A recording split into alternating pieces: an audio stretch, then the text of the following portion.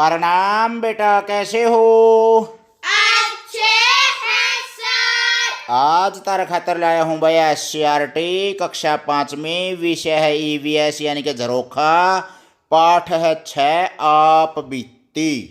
आप बीती का मतलब वो है भाई प्यारे बालको, अपने ऊपर बीती होड़ी घटना। यानी कि एक तो संसार की जग बीती होया करे से, दूसरे के ऊपर कोई घटना घटे और एक अपने बारे में कोई अनुभव हो, वो एक्सपीरियंस हो और वो दूसरे ना पे बतावा अपना बात है, वो आप बीती हो ऐसे। अरे एक किसान अपने आप बीती बतावे से, मुख्यमंत्री महोदय तय वो पत्र लिखा है।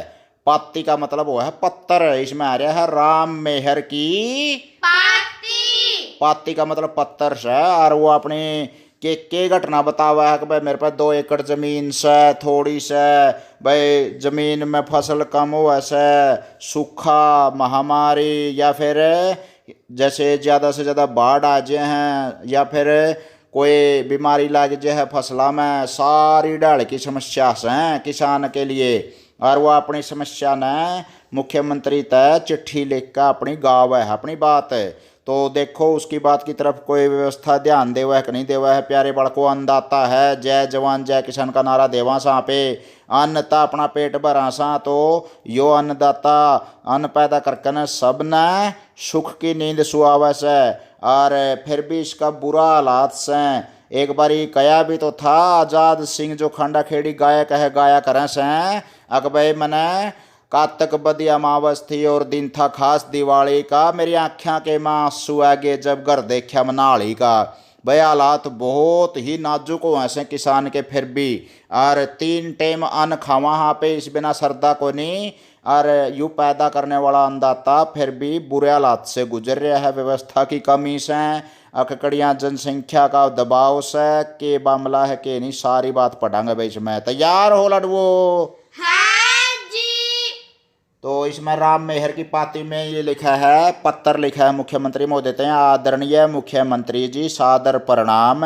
मेरा नाम राम मेहर है, मैं एक किसान हूँ। दुनिया हमें सम्मान से भोजन उत्पादक कहती है। हमारा जीवन कितनी कठिनाइयों से भरा होता है, यह केवल हम किसान ही समझ सकते हैं। मेरे पास केवल 2 एकड़ ज़मीन है और मैं अपने परिवार का गुजारा इसी से चलाता हूँ। आप तो जानते ही हैं कई जमींदारों के पास बहुत ज़मीन है, वे ज़मीन को या तो ठेके पर देते हैं या बंटाई पर। तो भाई ठेका का मतलब तो है क्या, जो कर किसी आदमी पे 20 किले से हैं और वो कह देगा कि भाई 50,000 रुपये किले का हिसाब होता है, 40,000 रुपये, 70,000 रुपये या 20,000 रुपये जो भी एक किले के बना दे दे, और जो फसल हो वह तेरी। दूसरा तो कह दे है, उसने बोलिया करा ठेका पे। और बंटाई का मतलब हो गया, अकबर तू चौथा हिस्सा ले लिए, मान लिया अपने 20 किलिया में 1,000 मन गेहूँ पैदा होगी, तो 1,000 में तो 250 मन तेरी और 750 मन मेरी, क्यों जमीन मेरी है और दिहाड़ी तो भरेगा, चौथा हिस्सा तो ले जिए। तो इसका मतलब है वो बंटाई बोलिया करें से।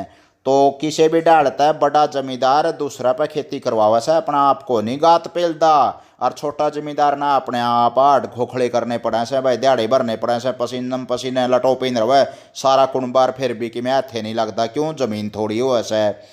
कुछ जमींदार खेतों का सारा काम मजदूरों से करवाते हैं, कुछ किसानों के पास अपनी जमीन नहीं है, वे दूसरों के खेतों में मजदूरी करके अपने परिवार का पालन पोषण करते हैं।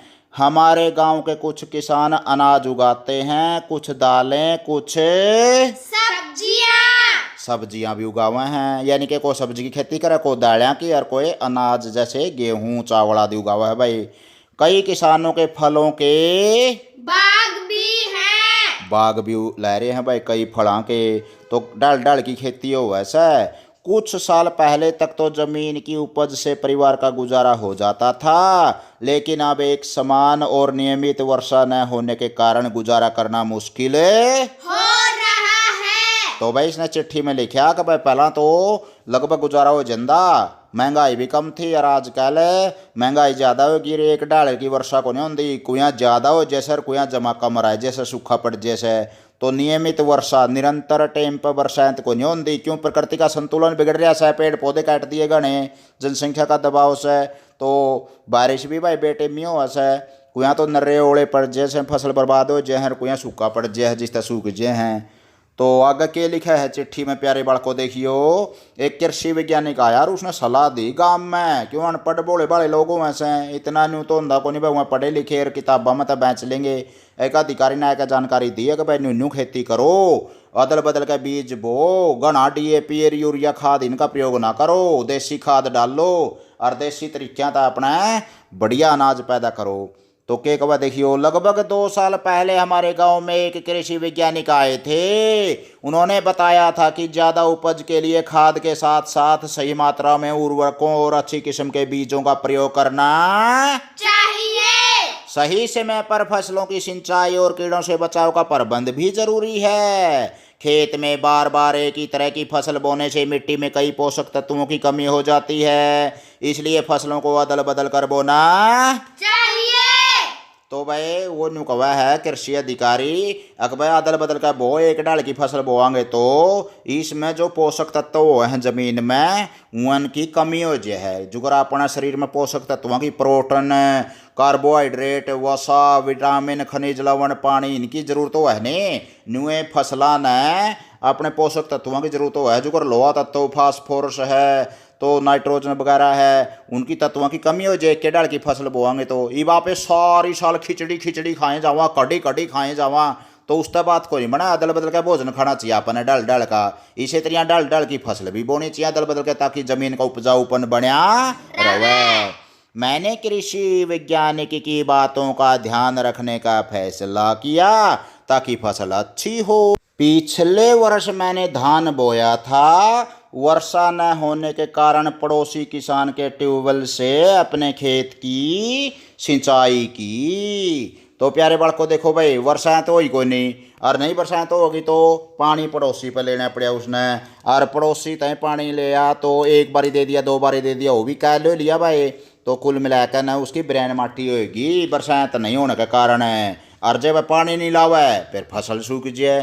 तो आगे क्या होया देखियो, उर्वरक और कीटनाशक खरीदने के लिए मुझे कर्ज लेना पड़ा।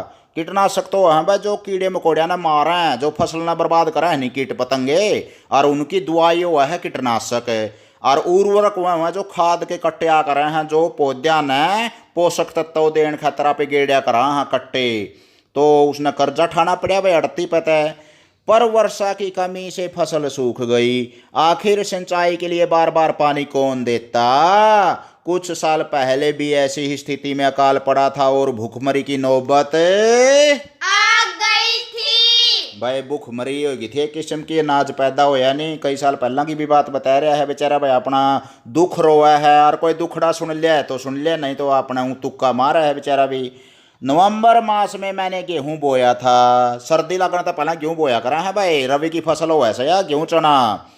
गेहूं की लहलाती फसल को देखकर मैं फूला नहीं समा रहा था, बहुत ज़्यादा खुश हो रहा था भाई अच्छी फसल होगी। मैं सोच रहा था कि इस बार फसल अच्छी होगी, कर्ज भी चुका दूंगा और खेत में ट्यूबवेल भी लगवा लूंगा। आखिरी सिंचाई के बाद फसल पकने का इंतजार था, कुछ दिनों में कटाई की जानी थी, लेकिन तेज हवा के साथ हुई मूसलाधार बारिश और ओलों ने सारी फसल खराब कर दी भाई। के करा भाई, किसी का हाथ में तो कोई नहीं। सोने सी चमचमाती फसल कुछ ही दिनों में काली पड़ गई, कभी सूखा और कभी जल ही जल, फिर कैसे हो ठीक फसल। तो भाई अपनी दुखड़ा रोया इसने पत्थर लिखकर आगे के कर देखियो। जैसे तैसे मैंने फसल काटे, उसमें से अपने आवश्यकता अनुसार गेहूं को मैंने अनाज की टंकी में डालकर रख दिया, उसमें नीम की सूखी पत्तियां भी डाली जिससे कि अनाज नमी, कीड़े व चूहों आदि से सुरक्षित रह सके। बचे हुए गेहूं को बेचने के लिए अनाज मंडी में आड़ती के पास ले गया। गेहूं देखते ही आड़ती ने कहा, भाई इस गेहूं को कौन खरीदेगा, एक तो पतला दाना ऊपर से काला है, उसे बेचकर मुझे इतने ही पैसे मिले कि ट्यूबवेल लगवाना तो दूर की बात रही, मैं कर्ज भी नहीं चुका पाया। अनाज मंडी में मैंने देखा कि किसानों द्वारा बेचने के लिए लाया गया गेहूं खुले में पड़ा था। भंडारण के लिए रखी गई अनाज की बहुत सी बोरियां बारिश के कारण खराब हो गई थीं, कुछ बोरियां फटी हुई भी थीं। इस प्रकार बड़े पैमाने पर अनाज खराब होने के कारण लोगों को अनाज के अभाव का सामना करना पड़ा है। मेरा आपसे निवेदन है कि सरकार द्वारा किसानों के हित में उचित योजनाएं बनवाने का कष्ट करें तथा हम किसानों की खून पसीने की मेहनत से उगाए अनाज के लिए उचित भंडारण की व्यवस्था कराएं। धन्यवाद। राम मेहर। तो इसमें न्यू कहा है भाई, जो अनाज मंडी में गेहूं खुला पड़ा से व्यवस्था की कमी से या जो अड़ती नहीं मिला भाई, काला दाना और पतला दाना मैं को नहीं खरीदा इसने, सही बात है। तो उसका कर्जा को नहीं पैटिया, ट्यूबवेल लगवाने की मन में थी और सारा मन में ही रह लिया बेचारा का उसका। तो कुल मिला कर ना, जो इस तरह की प्राकृतिक आपदा है जे हैं, ज़्यादा ओले पड़ना या बरसात होना, उस तक ये है किसान की ब्रेन माटी हो जैसे। तो अपनी चिट्ठी लिख कर ना उसने ये सारी समस्या बताई और देखो भी दिखा कि मैं व्यवस्था सुधर जाए तो भाई कि मैं मतलब आगे सुधार हो है, सरकार की में ध्यान दे हुआ तो किसाना का हालात भी ठीक हो जाए। पछले ना सही जवाब दिए भाई। ये सोचो और लिखो। सोचो और लिखो। राम मेहर के खेतों में धान की फसल क्यों सूख गई थी? वर्षा न होने के कारण धान की फसल सूख गई थी। कृषि वैज्ञानिक ने उपज बढ़ाने के लिए क्या सलाह दी? उन्होंने कहा कि अच्छी फसल के लिए मात्रा में उर्वरकों और अच्छी किस्म के बीजों का प्रयोग करना चाहिए। भाई फसल बढ़ाने खातर उर्वरक और अच्छी किस्म के बीज आप डालेंगे तो उससे फसल अच्छी होएगी, यह सलाह दी थी। राममेर को किन कठिनाइयों का सामना करना पड़ा? रामेहर ने पड़ोसी से पानी उधार लेना पड़ा था। तो भाई उधारा पानी लिया उसने, अगर भाई बरसात को नहीं मैंने दे एक दो बार दिया होगा, फिर वो भी कह लो लिया पड़ोसी भी, ट्यूबवेल वाला भी। किसान पैदावार को प्राय आड़ती के पास क्यों ले जाता है? आड़ती उसका क्या करता है?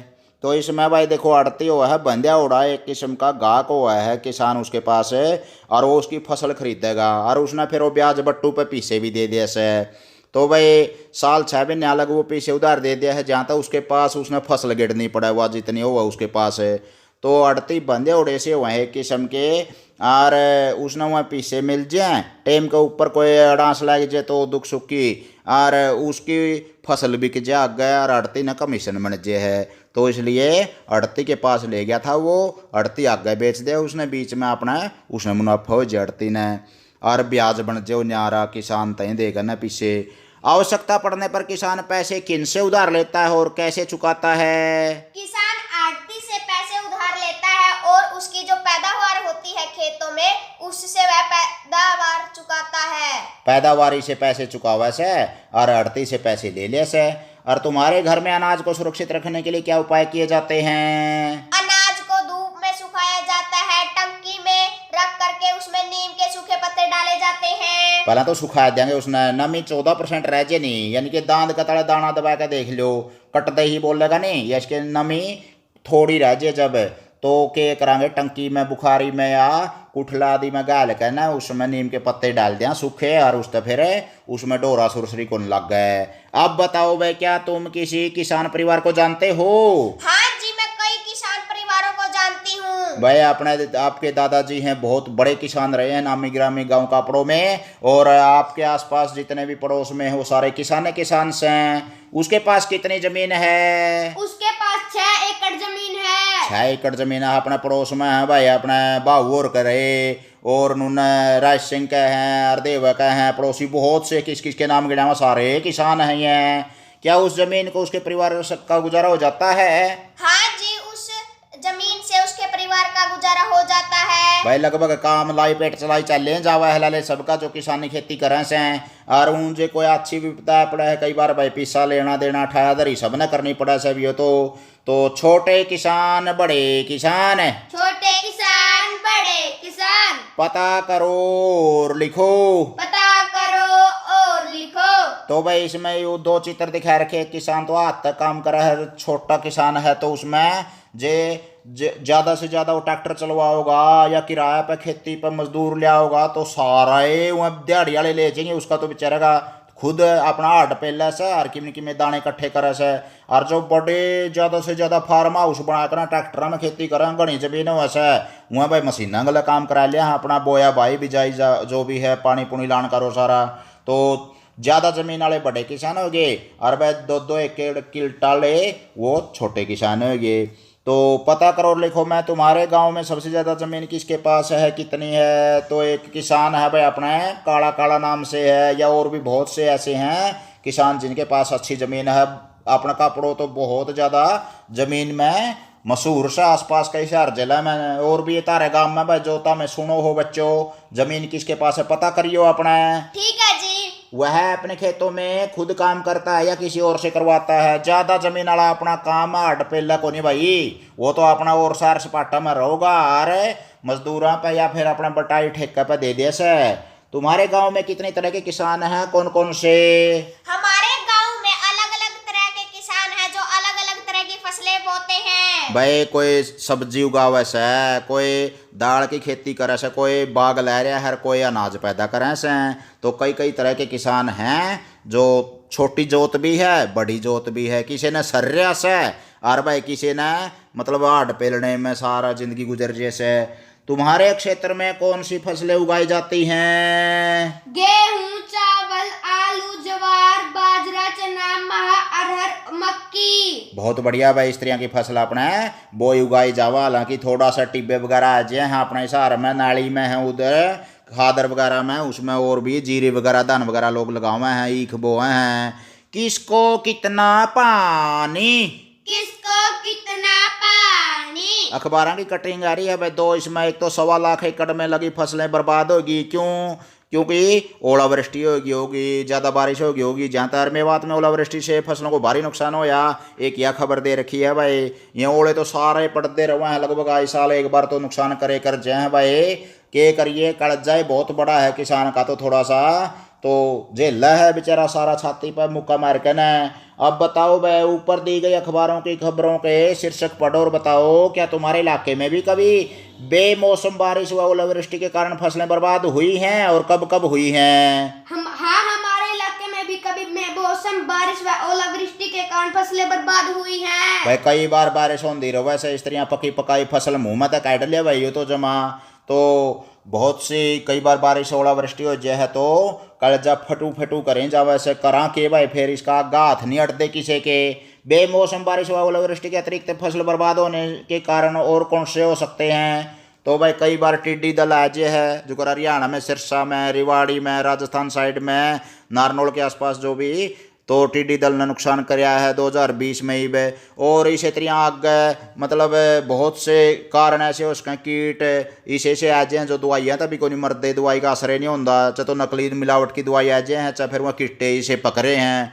तो इसी तरह मतलब अपना कई बार बेमौसमी बारिश या सूखा पड़ने से भी कई बार फसल बर्बाद हो जैसे, या फिर बीज भी नकली हाथें लग जाए, कई बार नकली बीज बेचनी है जिसके कारण फसल नहीं हो पाती किसान का। कई समस्या से हैं। वर्षा ऋतु में बोई जाने वाली फसलों को खरीफ की फसल कहते हैं, जैसे ज्वार बाजरा। और जो फसलें शीत ऋतु में बोई जाती हैं उन्हें रबी की फसल कहते हैं, जैसे गेहूं चना। भाई 3 अक्षर हुए हैं खरीफ और सावनी। सावनी की फसल कहा इन्हें तो जो बरसात की ऋतु में बोई जावे हैं, यानी कि मई जून जुलाई के आसपास है। और भाई जो अक्टूबर नवंबर दिसंबर में बोई जावे से वह रबी की फसल है, यानी कि साडी, यानी कि गेहूं चना ये आ गया उसमें। ले भाई अगला पेज पे जमा डांकम डांक हो रहे हो तो हमें तो रचमन खकाटा ठा दिया पेज पलटन का भी भाई। कड़ा अगले ने जवाब सही दिए हैं भाई। आगे है पता करो और लिखो। किन फसलों को ज्यादा पानी चाहिए, किन को सामान्य और किन को सामान्य से कम है? ज्यादा पानी की आवश्यकता वाली फसलें कौन सी हैं? एक तो धान होगी भाई, चावल जीरी यानी कि, और कौन सी हैं? चाय है जैसे ज्यादा फसल चाहिए वह उसने भी, और गन्ना और केला। सामान्य पानी की आवश्यकता वाली फसलें गेहूं होगी भाई, एक तो नॉर्मल सा पानी चाहिए इसमें, ना गनहार ना थोड़ा। और कौन सी हैं भाई? सरसों, मक्की, आलू। और सामान्य से कम पानी की आवश्यकता वाली फसलें हैं भाई बाजरा, जमाए, टिबिया में हो जाए तो नर्राए मोटी रेतीली मिट्टी का है भाई। और कौन सी हैं? सोयाबीन, मूंगफली, बंद गोभी, मटर। ज्वार भी है भाई। तो तुम्हारे इलाके में सिंचाई के लिए किसान केवल वर्षा पर निर्भर रहते हैं या कोई अन्य साधन अपनाते हैं? नहीं, वे अन्य साधनों का इस्तेमाल करते हैं। तो भाई रजबाए का पानी भी लग गया है, बर्मा बुरमा जलार जलूर गला ला लिया से, और भाई ट्यूबवेल भी बतेरे चल रहे से। और किसान सिंचाई के लिए प्राय और किन किन साधनों का प्रयोग करते हैं, जैसे ट्यूबवेल का है, नहरी पानी लगा लिए हैं, और बारिश का भी थोड़ा बहुत सारा लग। जैसे अपने आसपास के किसी गांव में जाओ, वहां जाकर कुछ किसानों से मिलो और निम्नलिखित जानकारी इकट्ठी करो। किसान का नाम है भाई, अपने पड़ोसी किसाना के नाम लिख दो जो खेती करें से, खद्दम खद्दर हुआ सवेरे तक लेकर सांझा लग, जो बेचारे पसीनम पसीने और अन्न पैदा करें से। तो पड़ोसी किसाना के कोई भी आप नाम लिख सका हैं। जुकर भाई अपने पड़ोस में है, जैसे जितेंद्र है, रामेर है, टेका का प्रेम से, किताबा से, दायका मेसा से, अपनी गाड़ के सारे किसानों के नाम लिख दो। भाई ताबे रहे कदे और सुनो हो, वह भी दायका मेसा लिख दो कदे, वह तारे पड़ोसियों के नाम लिख रहे हैं इसमें। अगर है भाई खुद की खेती है या नहीं है, तो भाई खुद की ज़मीन है इन पे, और कितनी ज़मीन पे खेती करें हैं भाई, हैं 5-5 4-4 किल्टे आवा और कड़े बोलनी आवा थी। आजकल ज़मीन को सी रबड़ से भाई बधे जाओगी। भाई क्या उगाता है वो, ज़्यादातर कपास और गेहूँ, कपास और गेहूँ यो लारा लाए रखे हैं सभी किसान। तो बेचारे बोले बाड़े से हुए हैं, उन्हें अदर बदर का खेती करने का, सब्जी उगाने का, नरी टकनिका का बेरा तो को नहीं होता। क्या क्या परेशानियाँ होती हैं भाई, घाटा है को नहीं परेशानियाँ का, तो बस मतलब डूंडे उठ रहे हैं परेशानियाँ के। सवेरे तक लेकर शाम लग खद्दम खद्दर रहे बेचारे सारी साल, पसीनम पसीना हड पेला, और फिर के बार आखिरी में जब परमात्मा मुँह में काट ले करके बारिश रोले गेड़ के ना, वो तो भगवान का भरोसा रहा सारा सौदा। आगे देखो भाई, सोचो और लिखो, सोचो और लिखो। भाई इसमें न्यू बताना है तुमने, किसान ने ऐसा क्यों लिखा कि लोगों को अनाज के लिए अभाव का सामना करना पड़ता है। कम वर्षा के कारण, कभी कभी ओलावृष्टि के कारण पैदा कम होती है, जब भी और उसको अभाव का सामना करना पड़ता है। और जो यार अनाज जो खराब हो जाए तो सड़ जाए, कई बार बारिश आ जाए, हर गोदामा में बारिश में खुला में रह रहा सारा खराब हो जाए, उस अनाज की कमी हो जैसे, तो अनाज का भंडारण उचित न होने के कारण भी अनाज की कमी का सामना करना पड़ा से। किसी क्षेत्र में अनाज खराब हो जाने की स्थिति में उसकी भरपाई कैसे होती होगी, तो भाई मुश्किलें हो ऐसे हूँ, तो अनाज की क्या भरपाई होगी, या कुछ हो इसी चीज़ से कि भाई अपने उसकी डुप्लीकेट फोटोकॉपी बना लेंगे कागज़ है, तो ये तो जो खराब हो गया तो हो गया वैसे, तो इसलिए उसका भंडारण उचित व्यवस्था सरकार ने, प्रशासन ने, या फिर अपने जो लोकल लेवल पर गवर्नमेंट बॉडीज हैं उनको करना चाहिए। आओ ये भी करें, आओ ये भी करें। नीचे कुछ शब्द दिए गए हैं, इनके बारे में एक एक वाक्य लिखो। भूखमरी क्यों असर है, गरीबी या अन्य कारणों के शरीर को उचित मात्रा में भोजन न प्राप्त होना तथा शरीर का सूख जाना। बस शरीर सूख जाए है, गरीबी के कारण या फिर अनाज की कमी आदि के कारण पोषक तत्वों से भरपूर संतुलित भोजन को नहीं मिल पाता। अकाल क्यों है, लंबे समय तक वर्षा न होना। भाई ज्यादा टाइम तक बरसात नहीं हुआ तो अकाल हो गया। और भंडारण किसने कहा करें से, अनाज को धूप में सुखाना और फिर उसे टंकी में डाल देना। भाई टंकियाँ में, बुखारी में, अपना कुठला में जो भंडारण करा हाँ, सुरक्षित रखा हाँ, नीम की पत्ती गेड़ा हाँ, और तला फट्टे फुट्टे लायक ना, और व्यवस्था करा हाँ अपनी बचाने की सारी साल, खाने खातर दाने तो चाहिए, तो उसने भंडारण कवांगे भाई। यार इसी तरह गोदामा में रखा हाँ, बोरिया न संभाल के, ऊपर तो छत वाली जो छत बनाई जावा है टिन वगैरह की, उससे ताकि बरसात होने पर भी वो बीजे नहीं। और फसलों का हेर फेर किसने कहा करें से, फसलों को बदल बदल कर बोना। अदल बदल का फसलाना बोना ही फसलों का हेर फेर कुआवस है। आगे है भाई, उन खाद्यान्नों के नाम पता करो और लिखो जिनका हरियाणा, जो अपना राज्य है हरियाणा, वो निर्यात करे है। निर्यात का मतलब हुआ है पैदावार ज़्यादा हो जाए तो उसने बाहर भेजना दूसरे राज्य में, फालतू हो जाए तो बेचेंगे यहाँ पे। और आयात करे है मतलब बाहर तो मंगावा है, जिसकी अपना कमी से ऐसा खाद्यान्न है तो भाई बाहर भेज जहाँ वहाँ तो हो गया मोटे मोटे है वैसे बासमती चावल है, और ये तो हो गया निर्यात करना जो पैदावार ज़्यादा हुआ। क्यों करनाल वगैरह ने अपना धान का कटोरा भी बोल रहे हैं, ज़्यादा चावल हुआ से। और भाई जो आयात करा हाँ पे बाहर तो मंगावा हाँ, चीनी, कपास, बाजरा ये बाहर तो मंगावा हाँ, और गेहूँ भी बाहर भेज जहाँ पे गन खरीद गेहूँ भी अपने हरियाणा और पंजाब में हुआ से। तो चर्चा करो, चर्चा करो। फसलें खराब होने से किसानों के जीवन पर क्या प्रभाव पड़ता है। भाई प्रभाव ही प्रभाव पड़ेगा, जिंदगी बर्बाद दे। जो ज़्यादा फसल खराब होगी तो किसान पर सह भी क्या आमदनी का साधन और तो कि मैं सह को नहीं, वहाँ तो न्यू ठा पू करा हैं बेचारे अपने नुए गाय की मैस तला मैस की गाय तला जुई जाएगा ना अपना जोड़ी का जोड़ी बेड़ा शहर जाएगा ना डिक्के का टिक्का लाएगा ना अपना जिंदगी जीवन रुआई खराब हो जाए तो गया काम था मामला।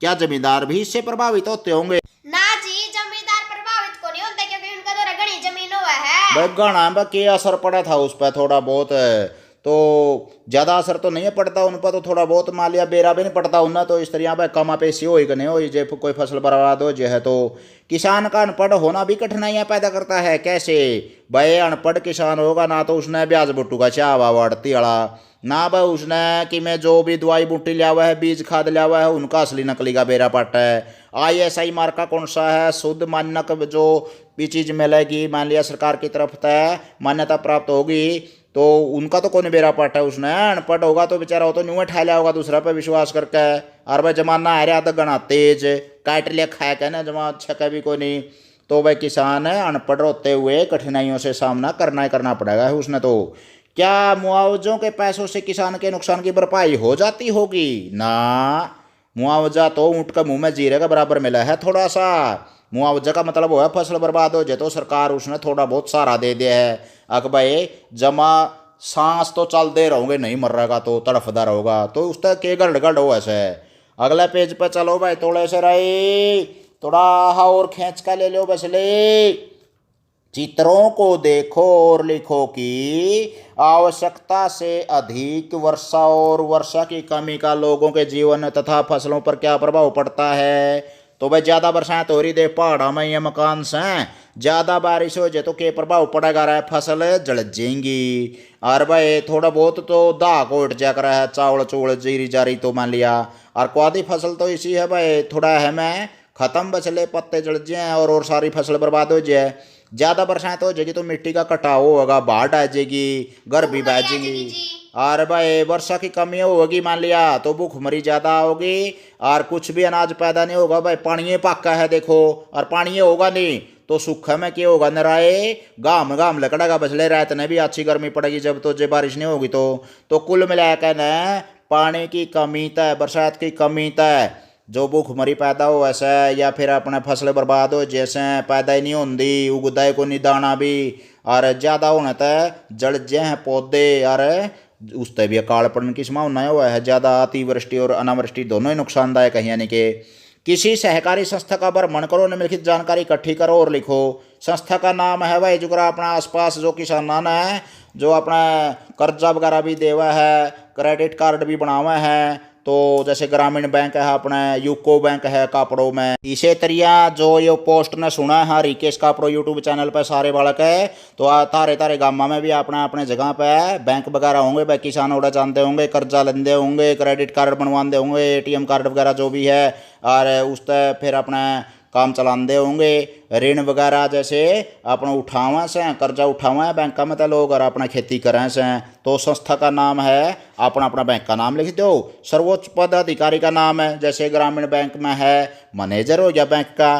किसानों के हित के लिए कौन सी योजना चलाती है तो वह संस्था के चला हुआ है भाई, उधार पर पीछे दे वैसे भाई, बीमे वगैरह भी करा है फसलों के, या फिर अपने जो फसलों के लिए विशेष रियायत भी देवा है। विशेष रियायत पर कर्जा देगी तो सरकार थोड़ा सा किसान का सहारा सा लग जे है। क्या यह संस्था किसान क्रेडिट कार्ड जारी करती है? जारी करने का मतलब किसानों को क्रेडिट कार्ड भी देवा है भाई बना कर ना, ताकि वहाँ अपना टाइम पर पैसा गलवा कढ़वा सकें अपने बैंक में खाता में। किसान क्रेडिट कार्ड की उपयोगिता क्या है प्यारे बालकों? उस तक उन्हें कर्जा मिल जाए लंबे टाइम खातर सस्ते दर पर। किसान क्रेडिट कार्ड पर थोड़ा बहुत जो रजिस्ट्री हुआ है नहीं जमीन की वह रखवा लिया, वो अपना थोड़ा सा गवाही के तौर पर कह लो या फिर अपना सुरक्षा के तौर पर, और उस तक लोन वगैरह या इस तरह की सुविधा किसान ने मिल जाए से। पता करो भाई तुम्हारे घर के आसपास की सफाई ठीक प्रकार से नहीं हो रही है तो पता करो सफाई करने की जिम्मेवारी किसकी है। तो सफाई कर्मचारियों की जिम्मेवारी है भाई। गांव में गांव पंचायत हैं या फिर अपना नगर पालिका हैं जैसे शहरों में कस्बों में, तो उनकी जिम्मेवारी हुआ है सफाई कर्मचारियों की सरकार की तरफ से ड्यूटी भी लगाई जावे से। इसके लिए चिट्ठी किस विभाग को लिखनी पड़ती है? जो रामवीर ने चिट्ठी लिखी थी भाई मुख्यमंत्री को, तो सफाई करवाने के लिए आप नगर पालिका के चेयरमैन ने चिट्ठी लिखांगे। किसके नाम लिखनी है? चेयरमैन के नाम पर। किस दफ्तर में भेजनी है? नगर पालिका या कमेटी का जो दफ्तर होगा, या फिर गांव पंचायत में सरपंच के नाम पर लिखांगे कि भाई फलाने फलाने माड़े मोहल्ले में या फिर अपने बगड़ में सफाई को नहीं होती, गली में बदबू फैल रही है और इसको ठीक व्यवस्था करवाई जावे। समस्या की जानकारी देते हुए अपनी तरफ से एक चिट्ठी लिखो। लिख दोगे भाई अपने यहाँ तरफ से एक चिट्ठी रहे? हाँ जी। आगे है भाई कारण बताओ। फसलों को अदल बदल कर बोना चाहिए। कारण क्यों भाई? इसमें ध्यान से सुनोगे तो जमा 1 मिनट का काम है भाई। जो पौधे हुए हैं वह गांठ वाले पौधे हुए हैं, जड़ का मैं गांठ हुआ है नहीं, और उसका मैं इसे जीवाणु हुआ है जो नाइट्रोजन को, वायुमंडल में नाइट्रोजन हुआ है 78% सो मत है, और 21% अपना ऑक्सीजन हुआ जो आप सांस ले वहाँ जुंदे रवा हैं। तो नाइट्रोजन को नाइट्रेट में बदल दे हैं वह पौधों के अंदर जड़ा में जो जीवाणु हुए हैं, और वह कोई बदलेंगे जब आप एक गांठ आड़ी कोई भी फसल बोएंगे जो जुआर से, तो अदल बदल कर फसल बोएंगे तो उसमें नाइट्रोजन को नाइट्रेट में बदलने वाले जीवाणु भी पनपते रहते हैं, जिससे कृषि में सुधार हो, ऐसे फसल ज़्यादा हुआ है, उपजाऊपन बढ़े से धरती में। और एक के डाल की फसल बोएंगे तो उसका क्या होगा भाई? उसका उपजाऊपन घट जाएगा। तो एक जागरूक किसान को फसल अदल बदल कर बोनी चाहिए। उर्वरकों व कीटनाशकों का समुचित मात्रा में प्रयोग करना चाहिए। तो भाई कारण बताना है इसमें। अपन उर्वरक ज़्यादा गेट दिए तो वह पौधे जड़ जाएंगे, खराब हो जाएंगे, क्योंकि गणा खाया भी तो सेध जा करा कई बार है, गण खरी बार सेधा बल्कि गणा खाया। तो कीटनाशकों का जो उचित प्रयोग नहीं कराएंगे, दवाई क्या है कि और कीट पतंगा क्या है का, और वो फसल ना और बर्बाद कर दे के गणी डाल दें। तो आप उचित मात्रा में डालना चाहिए, नहीं तो पौधे व फसल के जो हैं वह भी खराब हो जाए हैं, जड़ जाए। कई बार दवाइयाँ आता है। तो समुचित मात्रा का मतलब होता है उचित संतुलन बनाया करना ही प्रयोग करना चाहिए। किसी जानकार या विद्वान या फिर कृषि वैज्ञानिक की सलाह ले कहना है। उपज बढ़ाने के साथ साथ उसका उचित भंडारण भी आवश्यक है भाई।